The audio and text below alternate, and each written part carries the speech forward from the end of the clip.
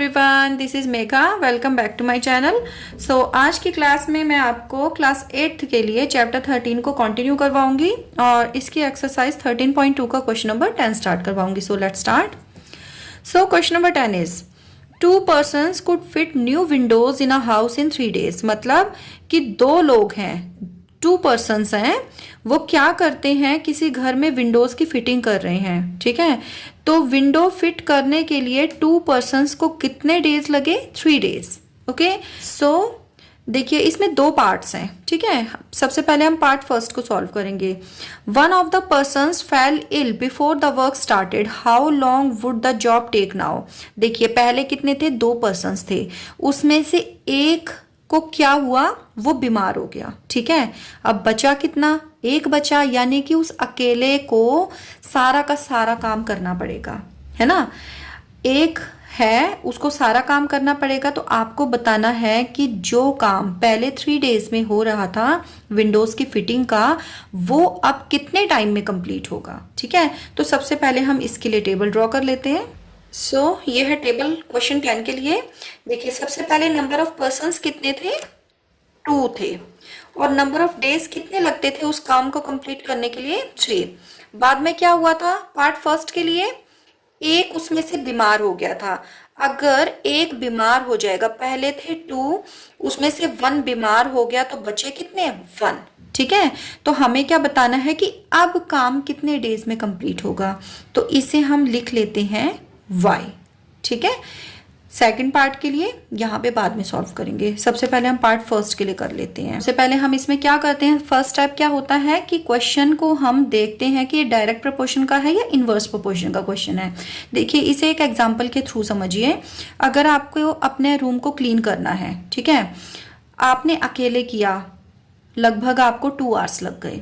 लेकिन अगर आपके साथ आपके भाई बहन या आपकी मम्मा भी आपकी हेल्प कर दें आपके रूम को क्लीन करने में, तो टाइम क्या लगेगा? कम लगेगा। क्यों कम लगेगा?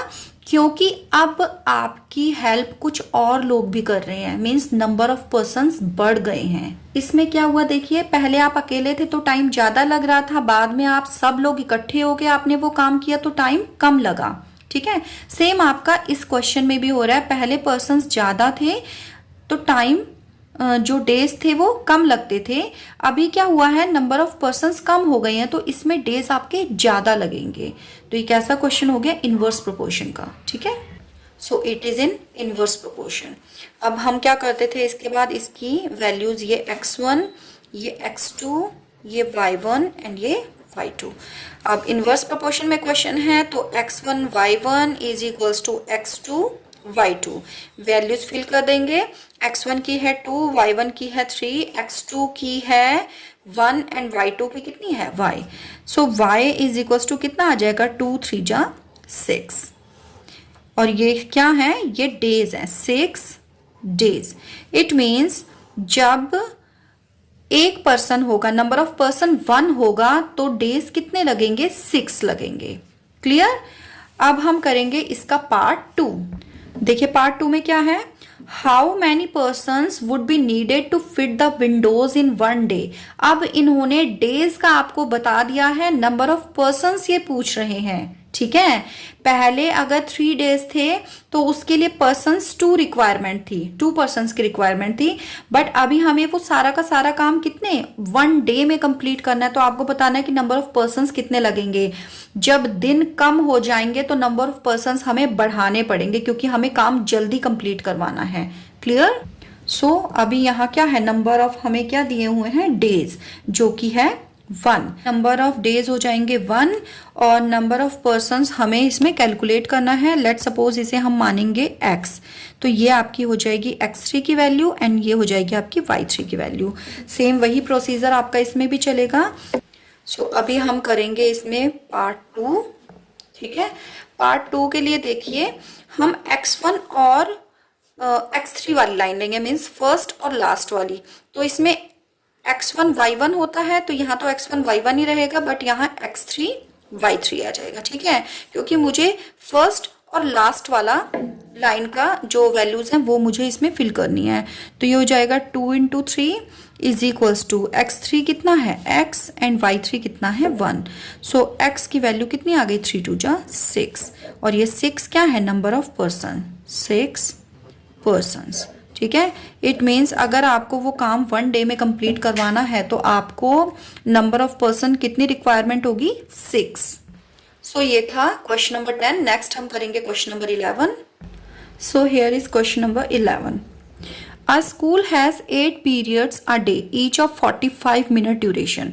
मतलब किसी स्कूल में टोटल कितने पीरियड्स लगते हैं 8।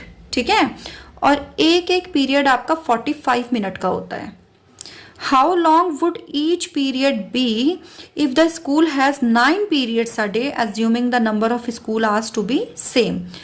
इसका मतलब है कि अगर आप 8 की जगह 9 पीरियड्स एक दिन में लगाएंगे स्कूल में, मतलब नॉर्मली 8 लगते हैं बट हमने क्या किया 1 पीरियड बढ़ा दिया। तो आपको क्या करना है, आपको बताना है कि अब जो टाइम ड्यूरेशन है एक एक पीरियड की वो कितनी होगी। क्लियर, टाइम हमें उतना ही मानना है कि अगर 6 आवर्स का स्कूल है तो वो 6 आवर्स का ही है, 7 का है तो वो 7 का ही है। मतलब टाइम लिमिट हमें स्कूल की सेम माननी है। बट हमने क्या किया, उसी टाइम में पहले हम 8 पीरियड्स लगाते थे, अब हम 9 लगाते हैं। तो देखिए कैसे करेंगे इसे सॉल्व। 2 कॉलम इसमें बन गए हैं, एक है नंबर ऑफ पीरियड्स और एक है टाइम फॉर 1 पीरियड। तो नंबर ऑफ पीरियड पहले कितने थे 8 थे और एक एक पीरियड कितने टाइम का था आपका 45 मिनट का।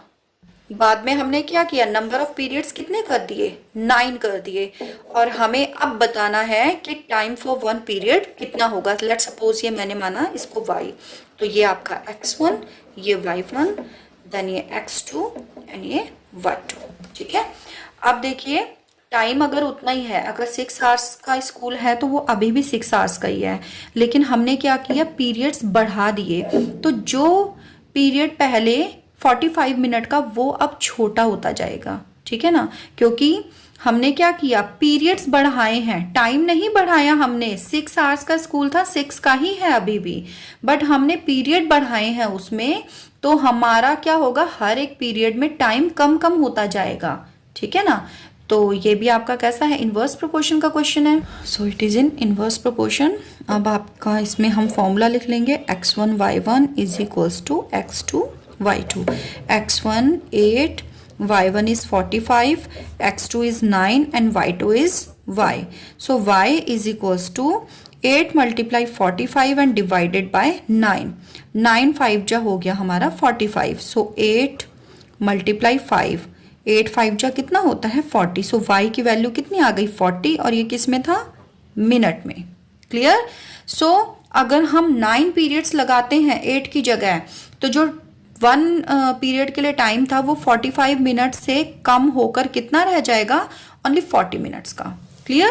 तो this is question number 11 and आज की वीडियो में हमने 2 क्वेश्चंस कंप्लीट किए हैं, question number 10 and 11 both. Okay, so ये था इस एक्सरसाइज का एंड इस चैप्टर का लास्ट क्वेश्चन। सो अब आपको कौन सा नया चैप्टर पढ़ना है आप मुझे कमेंट बॉक्स में कमेंट करके बता सकते हैं। और अगर ये वीडियो आपको पसंद आई तो वीडियो को लाइक करके चैनल को सब्सक्राइब कीजिए और नोटिफिकेशन बेल को भी ऑन जरूर कीजिएगा एंड अपने फ्रेंड्स के साथ भी इस वीडियो को जरूर शेयर कीजिएगा। So stay connected for next video. Till then take care, bye bye.